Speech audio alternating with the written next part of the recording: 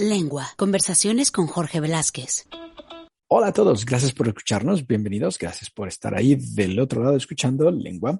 Antes de empezar, un pequeño recordatorio. La ciencia del marketing.net sigue ofreciendo cursos muy interesantes. Hay uno de Mercadotecnia Política Ciudadana. Es que claro, en México es Mercadotecnia, aquí en España lo conocemos como marketing. Pero si queréis aprender sobre los fundamentos del marketing político, la construcción social y comunicación política, de cómo se construye la sociedad a través del marketing, este es vuestro curso, ya lo sabéis, la ciencia del marketing.net. Y antes de escuchar a nuestro invitado del día de hoy, recordad que estamos llegando al final de la segunda temporada. En septiembre volvemos con la temporada número 3 y gracias a todos los que compartís el podcast, nuestro contenido en Facebook, Instagram y en Twitter.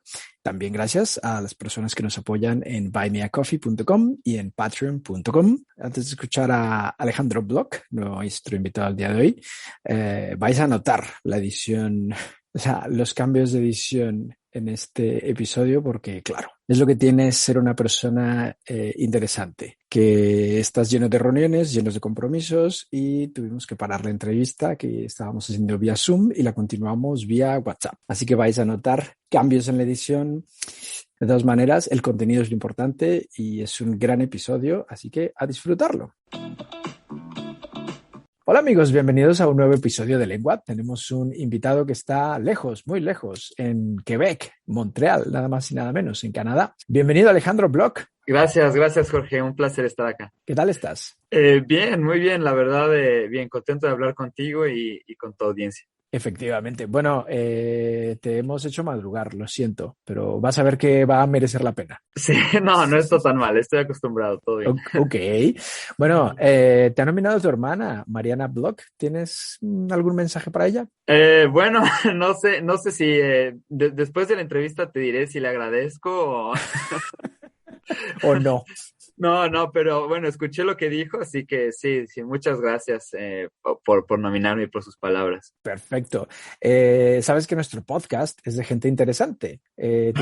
¿Tú crees que tu hermana es una persona interesante? Claro, sí, absolutamente. Sí, es una excelente... Esto lo dices porque sabes que te va a escuchar. Me va a escuchar, así. No puedo decir que no, esto como quedaría mal en el podcast. Claro, no, pero entonces sí, es excelente profesionista, excelente madre, excelente hermana, así que sí, excelente persona. Muchas flores para ella. ¿Y tú te consideras una persona interesante? Bueno, no sé, no tanto tal vez. No, ¿Por qué no? Un poco, sí, no sé. Sí, yo creo que sí. Cuéntanos, ¿qué haces en Canadá? Bueno, trabajo acá y tengo 2 años viviendo aquí. Trabajo en el sector del medio ambiente y la aviación. Uh-huh. Tu hermana me contó que estás en proyectos súper interesantes relacionados con la aeronáutica, pero sobre todo para disminuir las emisiones contaminantes en el mundo. ¿Eso se podrá lograr en un futuro? Sí, es una excelente pregunta. Sí se puede. Uh-huh. Pero se requiere de los compromisos adecuados para lograrlo, ¿no? Entonces, digamos, es un problema bastante grave el de las emisiones globales. Las emisiones globales siguen aumentando año tras año y eso no es lo que necesitamos, ¿no? Necesitamos que reduzcan. Entonces, creo que tú y la gente que te escucha, espero, estén conscientes, digamos, del problema del calentamiento global. Uh-huh. Y entonces, el Acuerdo de París, una facción de la ONU que no sé las siglas en español, perdón, pero en inglés es IPCC, uh-huh. El International Panel on Climate Change, han medido ya con mucha precisión cuántas emisiones más podemos emitir antes de que la temperatura promedio global aumente en 1,5 grados o en 2 grados. Y no parece mucho, la verdad, cuando lo piensas, como dices, bueno, calentamiento global 1,5 grados, no te suena mucho, suena ¿no? Porque tanto. Son temperaturas que tú ves en el día a día, o sea, tú te despiertas, no sé, estás tú en España, ¿no? Entonces, no sé, me imagino 17 grados y al mediodía estás a 30, o sea, son variaciones muy grandes, pero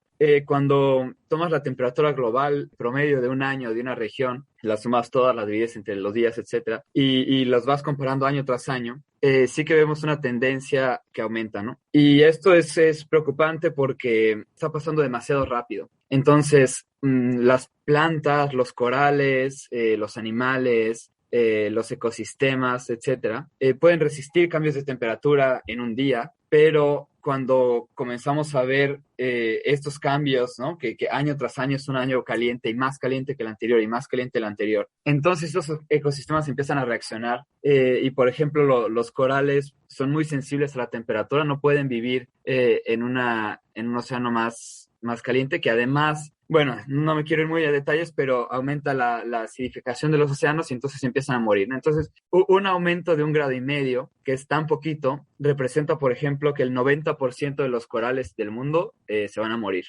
Pero eso ya entonces, es un hecho. O sea, es un hecho, sí. Vamos a despedirnos de los corales. Está pasando, ya está pasando. Ahora estamos en 1,2 grados, o sea, nos quedan 0,3 grados, que no es mucho, ¿no? Entonces, esto está pasando ya año tras año. La gran barrera de coral de Australia, la que hay en la costa de México, año tras año vamos viendo lo que es el blanqueamiento de coral, ¿no? Entonces se van perdiendo más y más y más corales. Esto ya está, o sea, hay gente trabajando en esto. Es un 1,5 grados en temperatura promedio global, pero hay regiones que se están calentando más, por ejemplo, los océanos, las capas polares, entonces también se derrite el hielo, sube el nivel del mar, entonces hay más migración porque hay gente que ya sus islas se están inundando, entonces hay todo un montón de problemas.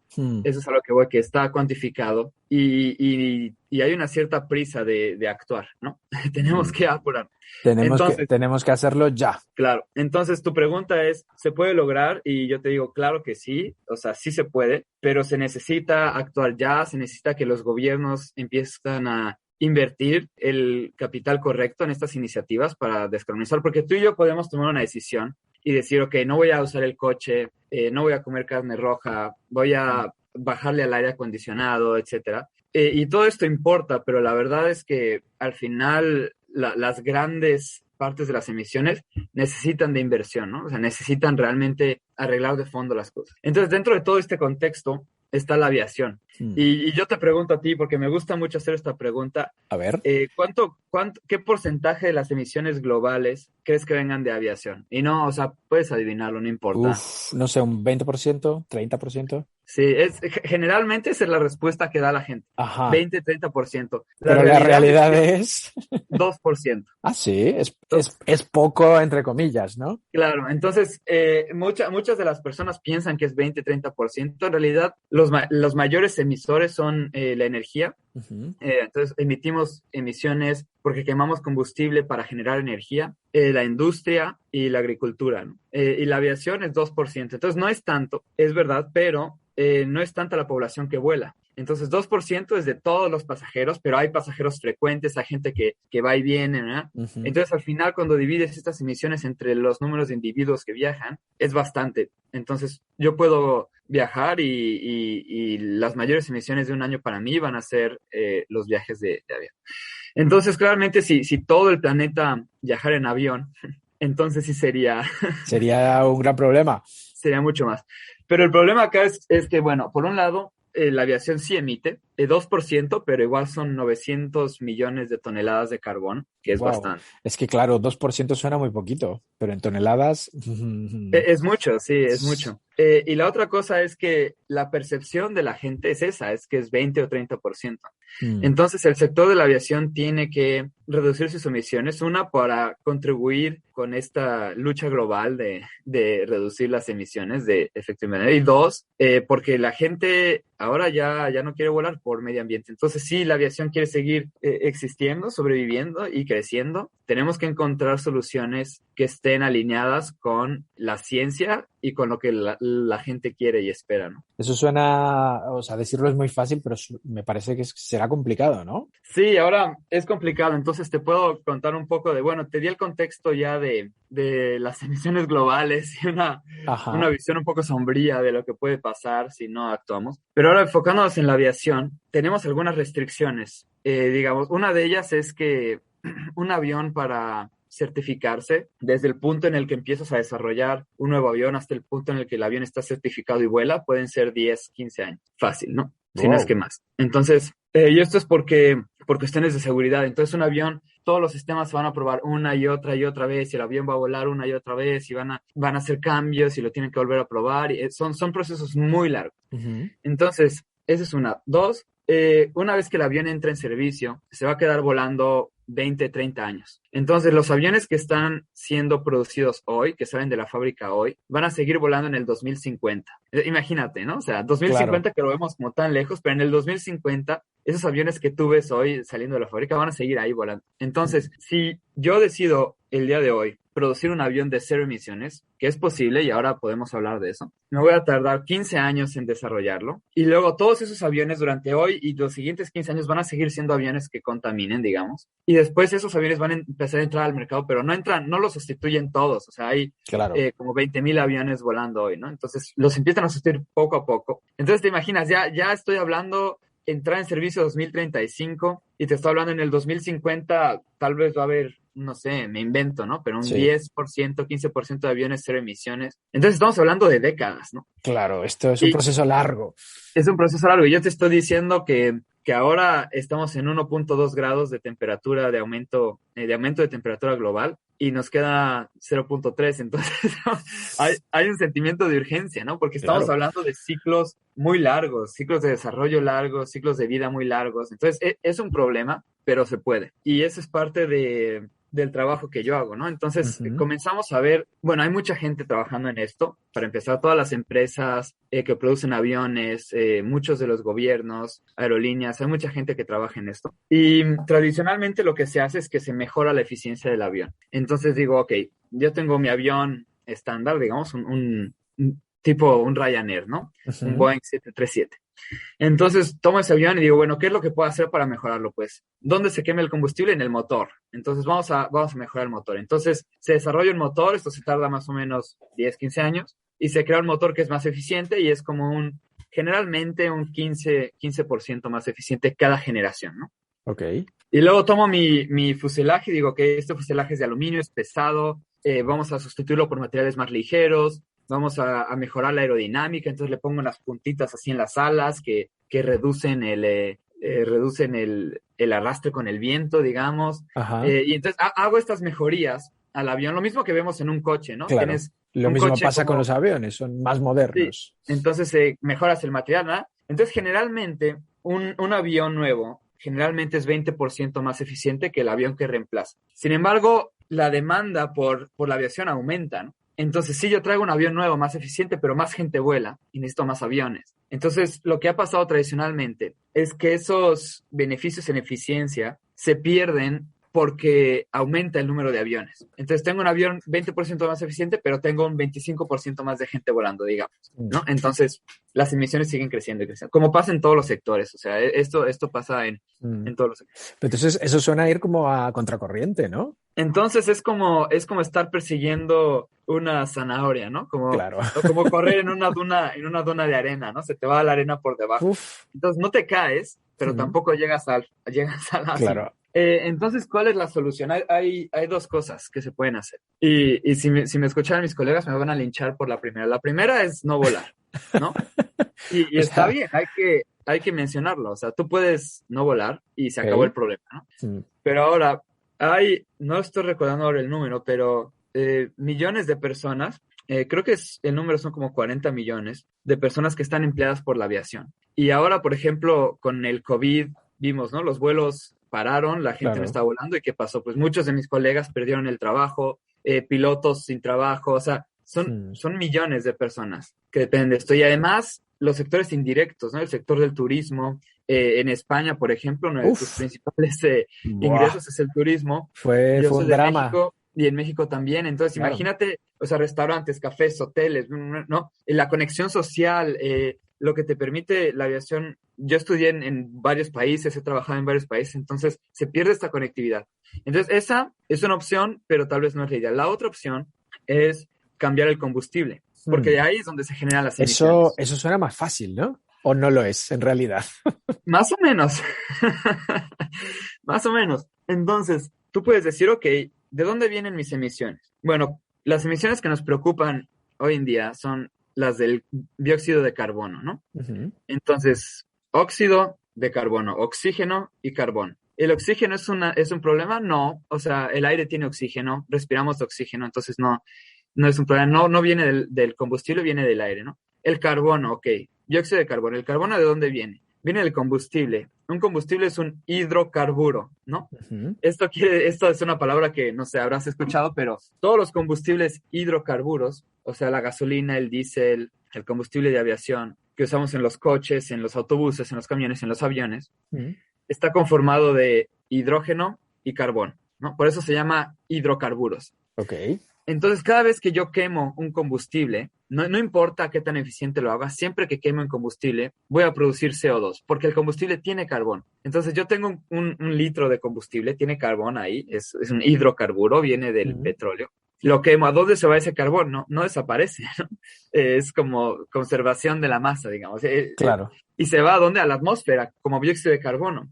Entonces, en un avión, cada kilogramo de combustible que tú quemas genera 3 kilogramos de CO2. Entonces, por eso te digo, tal vez la solución es cambiar el combustible. ¿Podemos tener un combustible que no tenga carbón? Esa es una pregunta. Y la respuesta es sí. Sí. Ya está. Y entonces, de hecho, podemos, dentro de un par de años, será todo... Sí, claro. Pero es difícil, ¿no? Y esa es justo parte de una de las partes de mi trabajo. Se centra en que podemos tener un combustible que no tenga carbón, que de hecho sea solo el hidrógeno. El hidrógeno es un elemento muy común en la naturaleza. Se encuentra en el agua es H2O. Se encuentra en los hidrocarburos, se encuentra en el gas natural, el gas que utilizan en las casas. Entonces yo puedo extraer el hidrógeno idealmente del agua con energías renovables. Entonces tengo energías renovables por un proceso que se llama electrólisis. Yo separo el hidrógeno del oxígeno en el agua, es H2O, entonces le meto electricidad y separo el hidrógeno del oxígeno y me quedo con el hidrógeno. Y luego acumulo este hidrógeno y lo comprimo o lo congelo y tengo un montón de energía en este hidrógeno. Y yo lo puedo quemar o lo puedo utilizar para generar energía, digamos, en el motor del avión sin producir CO2, porque no tenía carbón para empezar. Claro. ¿No? Entonces, esta es una buena solución, pero requiere todo un cambio del sistema aéreo, ¿no? O sea, y esto ya se usa en coches, por cierto. O sea, ya hay vehículos de pasajeros, hay autobuses, hay trenes que funcionan con hidrógeno. No es tan común, digamos, pero ya existen y bueno, están creciendo, hay cada vez más y más. O sea que el siguiente paso será usarlo en los aviones. Bueno, eso es lo que algunos creemos. Ajá. Parece que es la solución, o bueno, parte de la solución. Pero claro, para esto hay que crear suficiente hidrógeno. Hay que crear nuevos aviones que puedan utilizar este combustible, que no es tan fácil, porque tiene que estar congelado a menos 240 grados. Wow. Entonces, hay que tener tanques que sean grandes, que estén aislados, que puedan mantener este combustible criogénico, se llama, o sea, combustible muy, muy frío. Hay que poder distribuir este combustible en el aeropuerto, porque hoy los aeropuertos están construidos para recibir combustible de aviación normal y llega a través de trenes o a través de conductos, ¿no? De ductos de combustible. Entonces hay que crear toda esta infraestructura para este nuevo combustible. Entonces ves como parece que es algo fácil, como cambiamos el combustible y ya está, pero requieres nuevos aviones, nuevas cadenas de suministro, requieres hacer el combustible, necesitas las energías renovables que hoy no tenemos suficientes para poder fabricar este combustible. Entonces, es todo un reto. Y por eso te digo, sí se puede, pero digamos, el sector de la aviación no lo puede hacer solo, ¿no? Una aerolínea no tiene el dinero para invertir en esto. Entonces, se requiere de que los gobiernos se comprometan y de que digan, ok, vamos a crear energías renovables para nuestro país en una escala masiva como nunca antes se ha visto. Y entonces parte de esas energías renovables que ya están ahí se pueden utilizar para crear hidrógeno para la aviación o para los autobuses o para los barcos o para ¿no? Como utilizar el hidrógeno como un combustible del futuro sin carbono que pueda ayudar a descarbonizar. Entonces puede ser que en un futuro el mismo combustible sea para todos los vehículos, aviones, autobuses, trenes, coches. Es muy, muy factible. O sea, igual que usamos hoy los hidrocarburos, ¿no? Hoy los coches, los autobuses, los aviones, los barcos, todos utilizan combustibles fósiles, ¿no? Hidrocarburos que vienen del carbón. Entonces, se puede hacer exactamente lo mismo con el hidrógeno, con las adaptaciones que se requieren. Pero es un combustible que o sea, tú generas energía renovable con un panel solar, ¿no? Con agua, y puede ser agua de mar, generas hidrógeno y luego usas ese hidrógeno como tu conducto para transportar la energía de un lado al otro. Es una solución bastante limpia. Ahora, hay que analizar bien cuáles son las consecuencias de eso, ¿no? En cuestión de... ¿Tenemos consecuencias negativas? No sabemos, o sea, creemos que son menos que las consecuencias de quemar combustibles fósiles. Uh-huh. Pero, porque digamos, cuando tú quemas el hidrógeno, cuando tú lo utilizas, lo puedes utilizar de dos formas, digamos, lo puedes quemar como quemas cualquier otro combustible, o lo puedes utilizar en una cosa que se llama celda de hidrógeno, que es como una batería, y puedes generar electricidad a partir de eso, ¿no? Entonces, tienes tu hidrógeno, o lo quemo y con un motor Sí. de coche, digamos, o lo pongo en un dispositivo que se parece a una batería y genero energía eléctrica y tengo un coche eléctrico, o un avión eléctrico, o un lo que fuera eléctrico. Sí. En ambos casos, cuando tú haces eso, creas emisiones de vapor de agua, que bueno, lo vemos y decimos, bueno, es vapor de agua, no importa, no pasa nada, ¿no? Pero bueno, si pensamos como en una economía que de repente se transforma el hidrógeno y de repente ya no es poquito vapor de agua, ya es un montón, ¿no? ¿Qué consecuencias va a tener eso? No sé, pero hay que entenderlo bien, porque no queremos crear un problema para resolver otro, ¿no? Claro, exacto. Y yo estoy pensando, no sé si esta pregunta es un poco absurda o no. Este combustible del futuro tiene que estar congelado a menos muchos grados. sí, Si tú lo pones en el avión, necesitarás un sistema para mantener ese combustible frío. exactamente. ¿Este sistema refrigerante no genera contaminación? Generalmente no, porque Ok. la forma en la que funciona un avión es que todos los sistemas del avión, o sea, tu pantallita, tu televisión, Uh-huh. los sistemas de navegación del avión, el aire acondicionado, o sea, todo lo que tú ves en el avión que te rodea, viene a partir de un generador que está conectado al motor principal, ¿no? Entonces tú tienes tu motor que está quemando combustible y a ese motor le generas un generador eléctrico que sirve para mover todas las demás cosas. Uh-huh. Entonces este sistema refrigerante, si es que lo hubiera, porque no es seguro que la solución va a ser tener un sistema refrigerante, se puede tener simplemente un tanque muy bien aislado y tal vez eso es suficiente, no sabemos.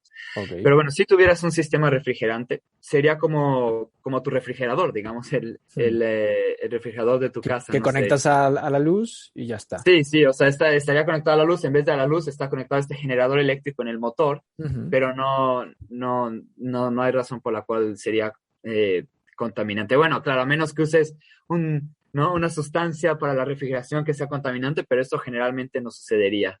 Ok. Igual, Bueno, sí. entonces ¿podemos tener esperanza en el futuro o no? ¿Salvaremos el Sí, planeta o no? yo creo que sí, pero creo que es muy importante, Jorge, voy a sonar así como no sé, ¿no? Un político, pero no. A ver. Pero es importante como que las personas y los ciudadanos tengamos esto en la mente. Y yo te digo de verdad, el cambio climático es la mayor amenaza que tenemos hoy en día, ¿no? Mayor que lo que nos venden de que si el terrorismo, que si el no sé qué, que si la migración.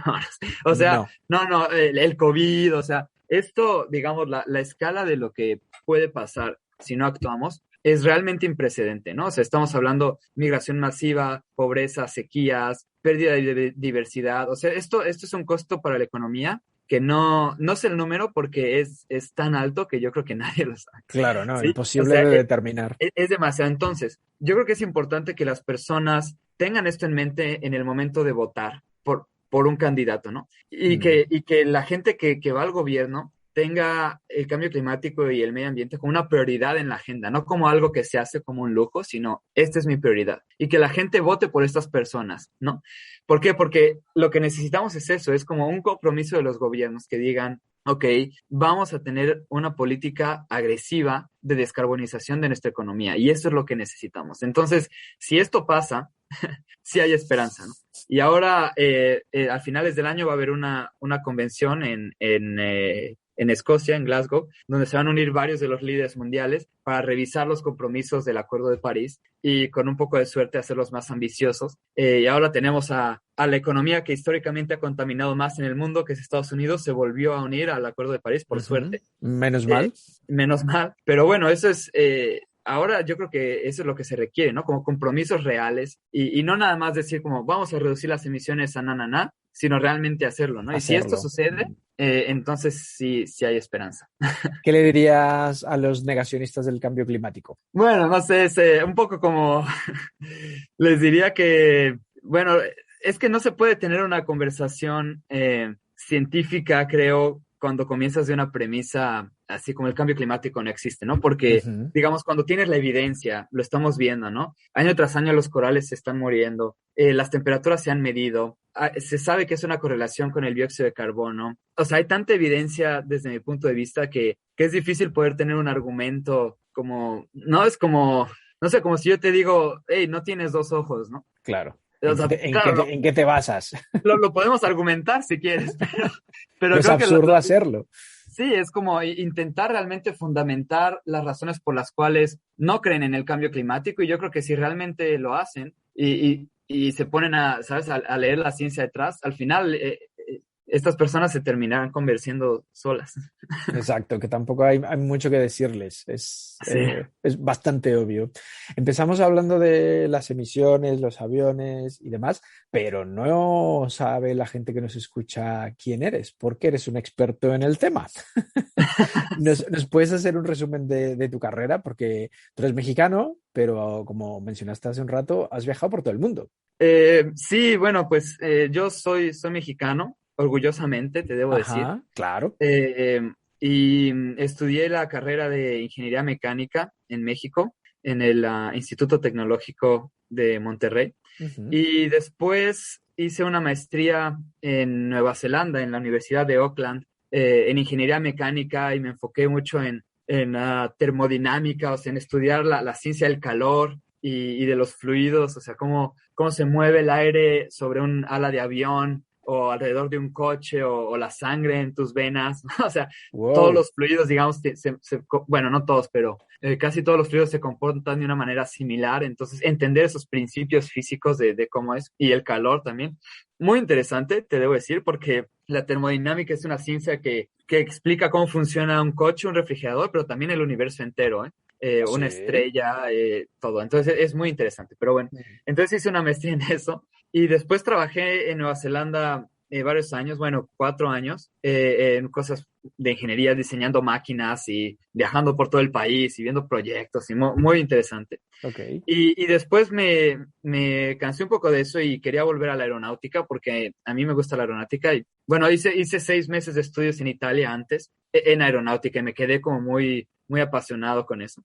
Y entonces gané una beca para estudiar mi doctorado en Inglaterra, en la Universidad de Cranfield, y es un doctorado ahí en propulsión aeroespacial, específicamente enfocado en cómo reducir las emisiones de la aviación. Y entonces ahí es donde me empecé a realmente apasionar con este tema. Y cuando terminé el doctorado, empecé a buscar trabajo y entré en un programa que organiza la ONU, que se llama Profesionales Jóvenes de la Aviación, me parece.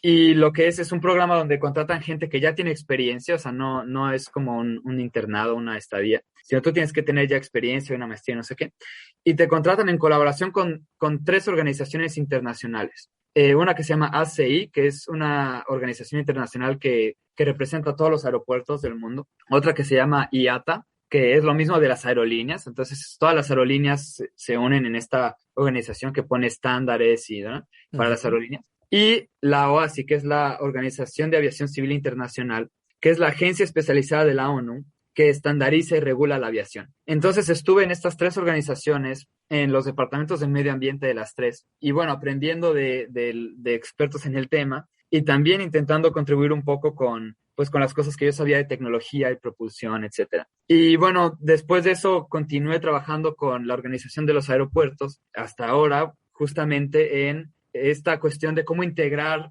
nuevos aviones y nuevas energías para los aviones en los aeropuertos. Si es hidrógeno, si es batería, si es hay otros combustibles como biocombustibles, digamos. Entonces, ¿cómo poder incorporar todo esto en el aeropuerto? ¿Cuáles son las consecuencias en cuestión de seguridad, operaciones, etcétera?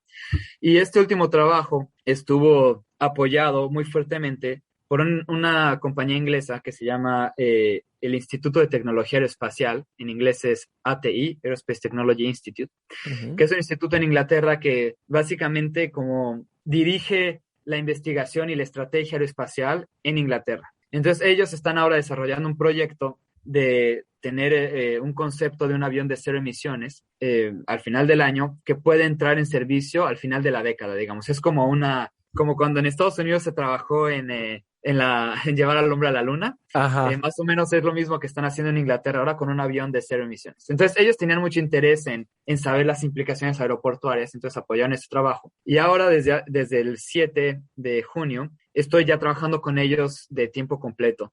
Uh-huh. Pero claro, con esto de la pandemia estoy en Canadá, ellos están en Inglaterra, pero trabajamos remoto y seguimos colaborando mucho con los aeropuertos y las aerolíneas y la gente de la ONU, porque es un tema ahora de relevancia. Entonces, esa ha sido mi trayectoria hasta ahora. Wow, nada más y nada menos. Bueno. Pero entonces, en un futuro tendrás que vivir en Inglaterra, ¿o no? Sí, estoy por dar el salto. Uh-huh. Ya que, bueno, estamos esperando a que mejoren un poco las condiciones de viajes, de COVID, demás. Sí, ahora mismo Inglaterra me parece que no es el mejor lugar para vivir, ¿eh? ¿Estarías en Londres? Cerca de Londres, sí, Okay. cerca de Londres. Entonces ya en unas par de meses, en un mes o dos, estaré yéndome para allá. Wow, pero entonces muy bien. Y en un futuro igual te llaman de la NASA, ¿no? Bueno, no sé, no creo. Trabajamos con gente de la NASA, sí, mediante grupos de trabajo de la ONU. O sea, están muy involucrados, digamos, todas las organizaciones así de investigación de todo el mundo están ahí, entonces colaboramos con ellos, pero bueno, sí. Uno nunca sabe. Hablando del espacio y los cohetes y demás, eso también tiene pinta de que contaminar un montón, ¿no?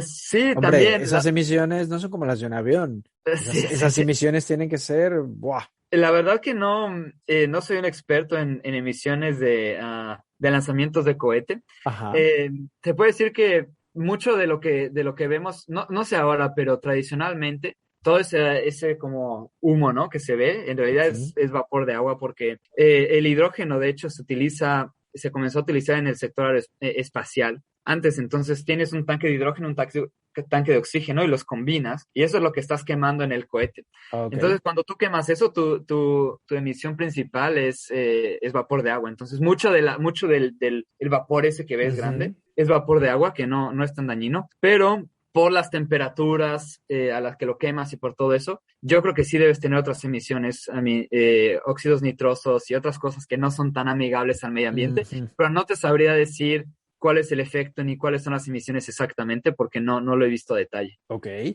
voy a hacer una pregunta absurda. Tú que eres un experto en tecnología, ingeniero y experto en combustibles. Seguramente has visto la película Back to the Future, que ya confundo los títulos en español porque es distinto en España que en México.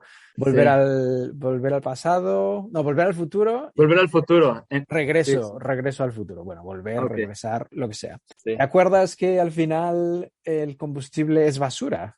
Mira que el coche viene del futuro y en lugar de echarle gasolina le echan basura. ¿Eso en un futuro podría llegar a ser? No. Te vas a reír, pero ni el hidrógeno ni este combustible de basura son cosas del futuro, ¿eh? O sea, el hidrógeno, ya te digo, ya se utiliza hoy. Ajá. Y el combustible de basura, me causa gracia que me lo digas, también ya se utiliza hoy, pero no así tal cual. O sea, no le puedes poner basura a algo y ya. A lo tonto, sí.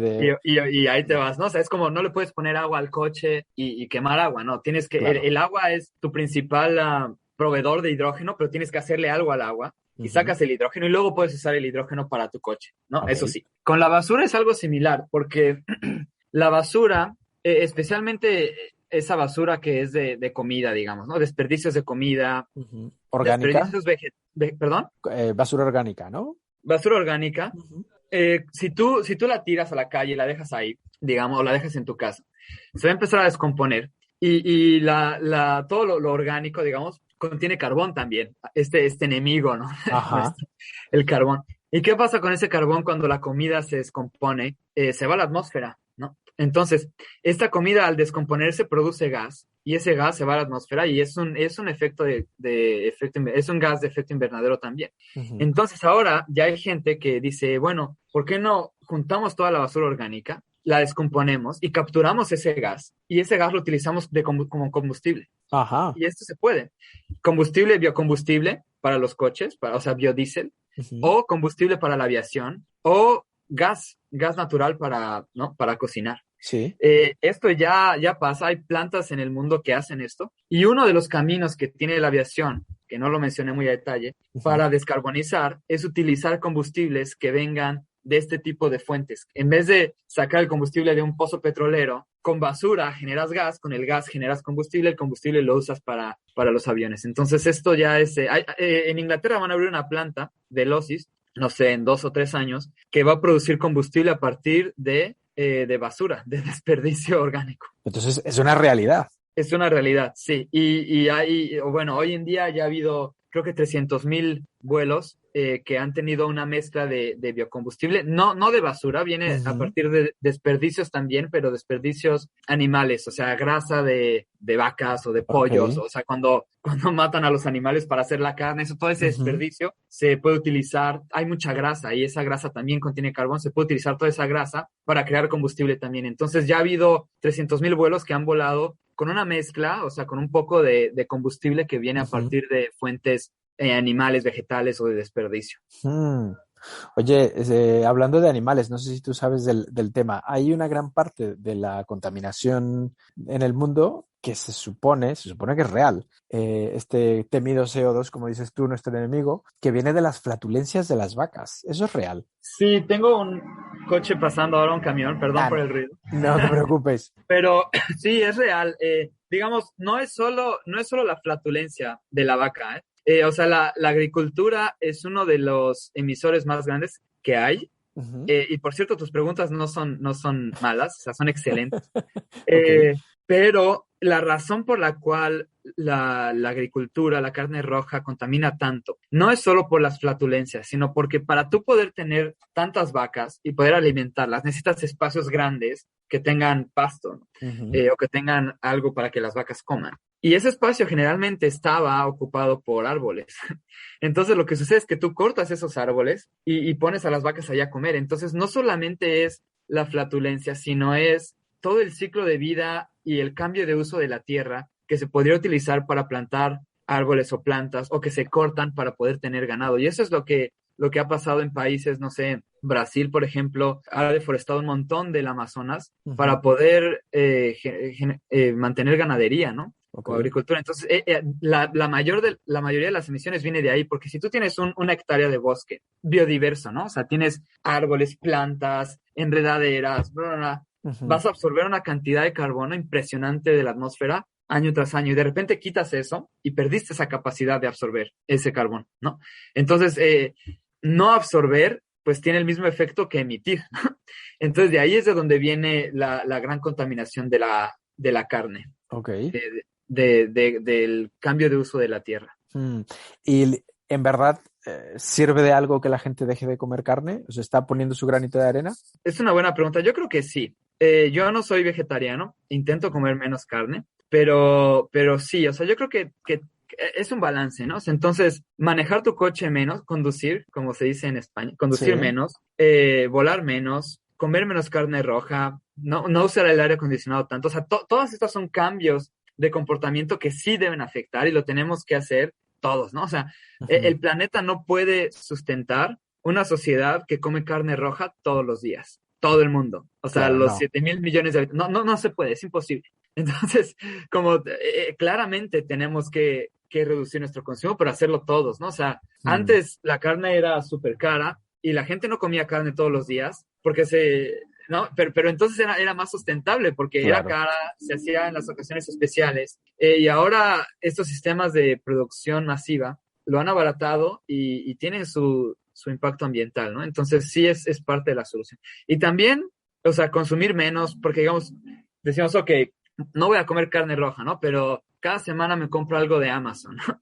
Y te compras algo que se fabrica en China, ¿no? Con piezas que vienen de no sé dónde, ¿no? O sea, un pedazo de ropa, ¿no? La tela viene de Bangladesh, mandan de Bangladesh a China, en China lo fabrican, de China lo mandan a no sé dónde, a un depósito en Estados Unidos, y luego tú lo compras y luego lo mandan en avión a España y luego te lo mandan en tu casa en una camioneta, en una caja así de grande. O sea, tú dime qué sentido tiene eso, ¿no? Entonces, claro, eso es más contaminante que comerte una hamburguesa, ¿no? Claro, entonces creo que es una cuestión de comportamiento, ¿no? Y de coherencia. O sea, como no solo decir, bueno, no voy a comer carne, sino pensar y analizar en dónde están todas mis emisiones e intentar reducirlas. Evitar, por ejemplo, los plásticos también ayuda, ¿no? Sí, los plásticos también ayudan.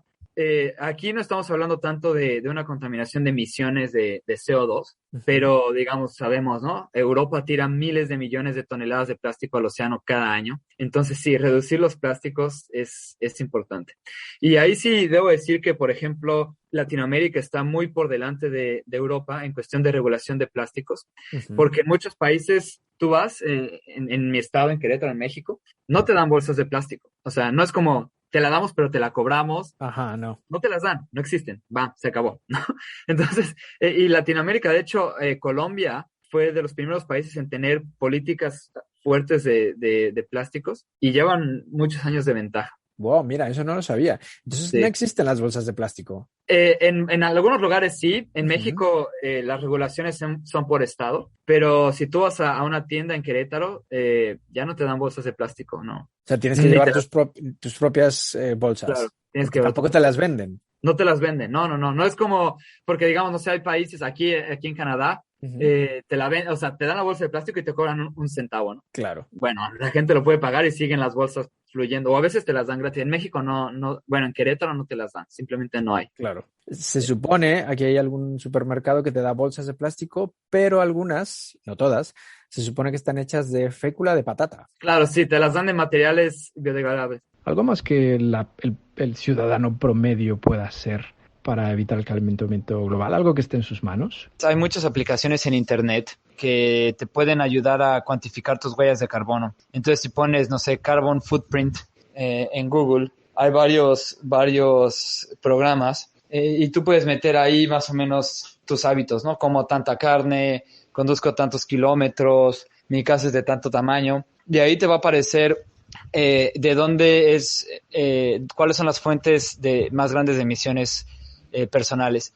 Y creo que el primer paso entonces es cuantificar, saber al menos de dónde vienen nuestras emisiones para después intentar reducirlas poco a poco. Bueno, si alguien nos está escuchando y dice, wow, este chico, qué interesante todo lo que hace, todo lo que cuenta, y le gustaría ser en un futuro, no sé, ingeniero, trabajar en el medio ambiente, en Greenpeace, salvar el planeta, ¿qué consejo le darías? ¿Por dónde empezar? Un chico o una chica que nos esté escuchando y diga, wow, yo quiero hacer lo que hace este chico y ayudar al mundo. ¿Qué le dirías? ¿Qué consejo le darías? Bueno, creo que hay varios caminos. Una de las cosas que me gustan es que en el área en la que yo trabajo, bueno, yo soy ingeniero, pero trabajo con abogados y abogadas, trabajo con economistas, trabajo con, en fin, como con un ramo de personas de disciplinas muy amplio. Entonces no creo que haya un solo camino, no te diría como si alguien quiere trabajar en medio ambiente y eso, el camino es estudiar esto. Creo que las carreras técnicas nos dan una ventaja porque podemos entender las cosas, digamos, físicas, químicas o los principios básicos mejor, pero yo creo que es un problema multidisciplinario que se puede atacar desde varios lugares. Entonces, si a ti te gusta el medio ambiente, pero también te gustan las ciencias sociales o te interesa la economía o eres una persona más técnica, creo que en cualquiera de las carreras que elijas vas a poder contribuir de alguna manera. Y la cosa es eso, siempre continuar buscando este camino, ¿no? La sustentabilidad y al medio ambiente en la carrera. Bueno, y ahí te van unas preguntas un poco más personales. Tienes que recomendarnos 4 cosas. Una película, un libro, una serie y un disco. Una película, recomendaría Cinema Paradiso. Excelente película sobre la relación de un niño y una persona que trabaja proyectando películas. Se basa en Italia, genial. Un libro, hay muchos, pero déjame pensar. Recomendaría Patagonia Express de Luis Sepúlveda, un escritor chileno, para promover la literatura de mi continente. O Juan Rulfo, El llano en llamas. Una serie, no soy muy de series, fíjate, pero me gustan las series así que son como medio históricas, que te hacen, te dan así un contexto histórico.